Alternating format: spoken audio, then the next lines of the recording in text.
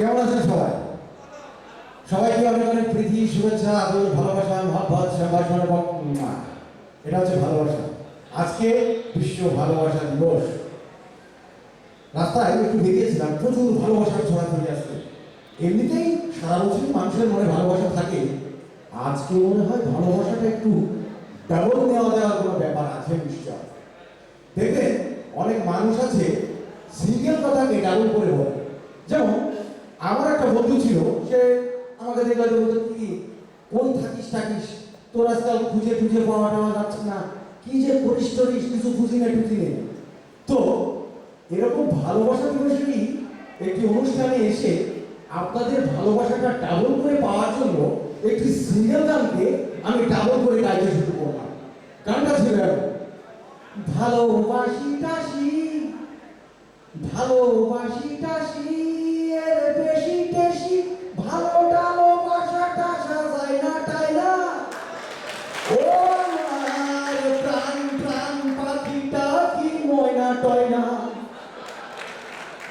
গানটা যখন গাচ্ছিলাম চোখ বুঝে, চোখটা খুলে দেখি কোনো পাবলিক নেই, সব পাবলিক চলে গেছে।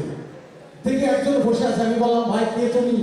তুমি একমাত্র আমার গানের মর্ম বুঝতে পেরেছো, এসো ভাই আমার বুকে এসো। তাই থামেন, আমি মাইকের লোক, মাইকে হবেন।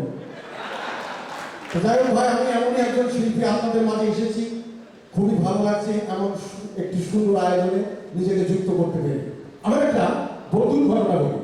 আমার এই বন্ধুটা জীবনে অনেক কিছু ট্রাই করছিল, কোনো কাজে সাকসেস হতে পারছিল না। তো ওর একটা হাত চুলকাচ্ছিল। আমি বললাম তোর মনে হয় কোনো টাকা পয়সা আসবে, শুনেছি হাত চুল করলে নাকি টাকা আসে, আপনারা নিশ্চয়ই ব্যাপারটা জানেন। আমি বললাম একজন জ্যোতিষ বাবা আছে, ওনার কাছে যা, দেখ তোর কোনো যোগ আছে কিনা। তো জ্যোতিষের কাছে চলে গেল আমার বন্ধু, গিয়ে হন্তদন্ত হয়ে পড়ছে, জ্যোতিষ বাবা আমার না এই ডান হাতের তালুটা চুল করছে। জ্যোতিষ বলছে তোর তো টাকা হবে। জ্যোতিষ বাবা আমার না এই বাম হাতের তালুটা চুল করছে। তুই তো কোটিপতি হয়ে যাবি। জ্যোতিষ বাবা আমার না এই ডান পাটা চুল কাটছে। তুই এত টাকা রাখবি কোথায়? সিন্ধু বানা। জ্যোতিষ বাবা আমার না বাম পাটা চুল কাটছে। এই তোর তো সুন্দরী হয়েছে, যা টাকা দেয়। আমার এই বন্ধুটা যখন কোনো কিছুতে সাকসেস হতে পারছে না, ওর বাপ বলে যে বাবা তুই জীবনে কিছু একটা কর, একটা পোল্ট্রি ফার্ম দে। তাই আপা পোল্ট্রি ফার্ম তো দেবো, আমি টাকা পাবো কোথায়? ব্যাংক লোন নেই, ব্যাংক লোন দিল, পোল্ট্রি ফার্ম দিল। পোল্ট্রি ফার্ম দেওয়ার পরে মুশকিল হয়ে গেল, মুরগি ডিম পারে না। ব্যাংক চাপ দিচ্ছে কিনে টাকা দিস টাকা, কয় আপা টাকা কিভাবে দেবো, মুরগি তো ডিম পারে না। আর তুই এক কাজ কর, সুদা ফার্মের ভিতরে ঢুকে যা, ঢুকে গিয়ে মুরগিদেরকে হুমকি দে। আপা হুমকি দিলে কাজ হবে? হ্যাঁ আমি বলছি তুই জানা মুরগিদের হুমকি দে। তো সুদা মুরগি ফার্মের ভিতরে ঢুকে গেল, যাই মুরগিরা শুনে রাখো, কালকের থেকে প্রতিটা মুরগি যদি 2টা করে ডিম না দাও, একটাকে ধরবো আর ঘেঁচাক করে জমি করবো, ধরবো আর ঘেঁচাক করে জমি করবো। হুমকি দিয়ে চলে গেল। পরের দিন গিয়ে দেখে হ্যাঁ প্রতিটা মুরগি 2টা করে ডিম পেয়েছে। আর একটা মুরগি একটা ডিম পেয়ে একটা কোনা চুপ করে বসে আছে, ওর মেজাজ খারাপ হয়ে গেল। আমি এমন একটা পাওয়ারফুল লোক, আমার মুরগিতে প্রত্যেকটা মুরগি 2টো করে ডিম পাই, আর একটা কোনায় বসে আছে একটা করে ভাব করে মুরগি ধরে মুরগি তোর এত বড় সাহস, আমার মুরগিতে প্রত্যেকটা মুরগি 2টো করে ডিম পারলো, তুই একটা ডিম পেয়ে বসে আছিস। মুরগি বলতো স্যার আমার সাইরাবিক স্যার, আমি একটা ডিম পাড়তে গিয়ে আমার জীবন বাইরে গেছে স্যার, আমি মুরগি না স্যার, আমি মরো।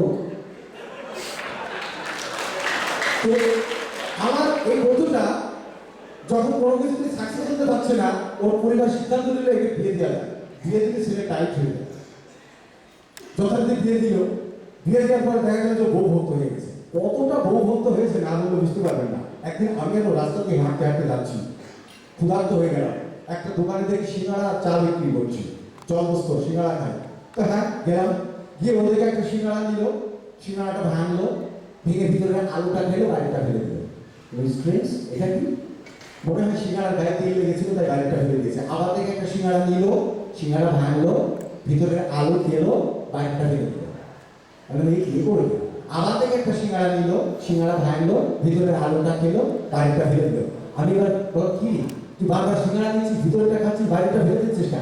দোস্ত আমার বউ আমার বাইরের জিনিসটাকে নিষেধ করে দিয়েছে।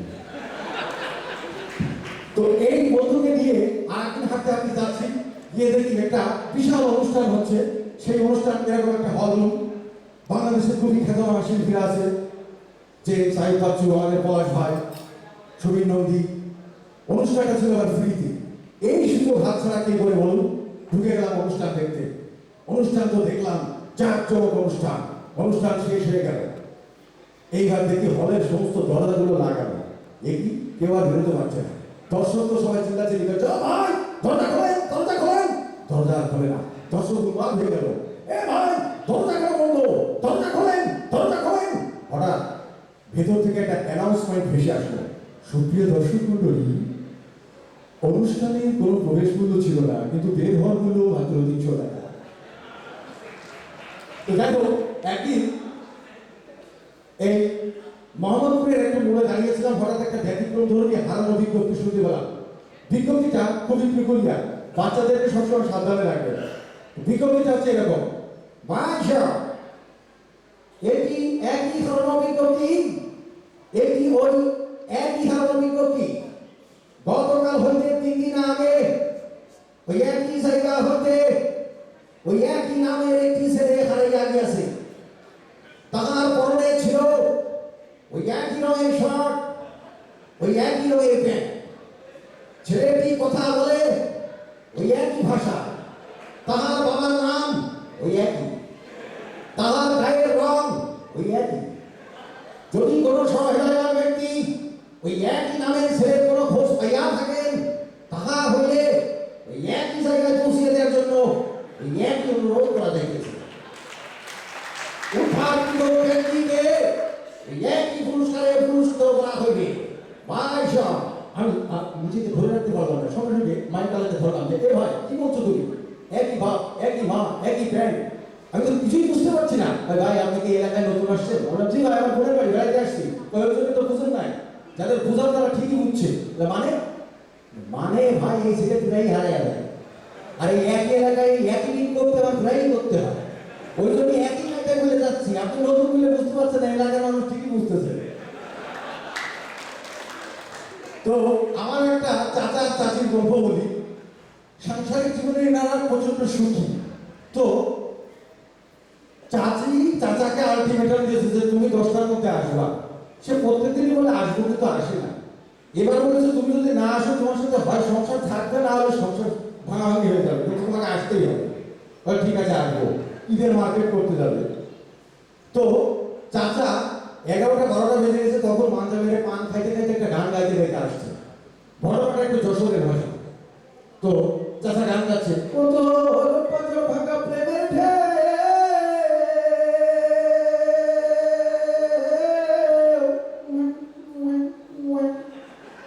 বুঝিতে না পারে কেউ। পান খাচ্ছে, আমি জানি গো তুমি জানো না, ও তুমি বোঝো না, কোকিল রে তোর মায়ায়। দরজা একটু না, ওগো দরজাটা খোলো।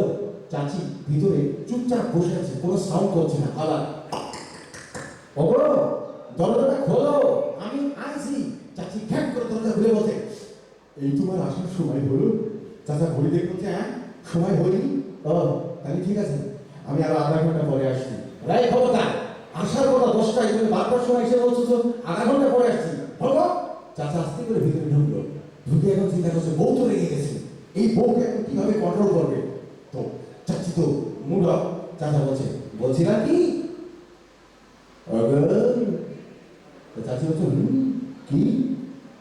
তো বলছে, না ভাত কি দিয়েছো? চাচি আবার অভিমান দিয়ে বলছে, তোমাকে ছুঁয়ে কবে আমি ভাত খালাম? চাচা বলছে, না ভাত না খেলো পাউরুটি, কলা, তরমুজ, বিস্কুট, চানাচুর ভাজা খেয়ে তো আমার দরকার হঠাৎ করে ফেলে দিত। এদিকে দিন আমার শরীরের কি অবস্থা। মানুষের ভিতরে গেলে বলে যে ভাই কিরকম সাপ ঢালাই দিলেন, হচ্ছে রড বের হয়ে গেছে, আর তুমি 3 দিন খাই খেয়ে খাসতে হচ্ছে। বলে কি তুমি আমার খোটা দিলে? মুখ পোড়া মিছে কথা না, লাই খবরদার, মুখ পোড়া বলবো না। মুখ পোড়া আমি না, মুখ পোড়া তোমার বাপ। তোমার বাপ একবার বিড়ি খাইতে মুখ পুড়িয়ে ফেলিল, মনে নেই? কি বললে? আমি আমি আমি তোমার ঘরই করবো না। ঘর করবে কি?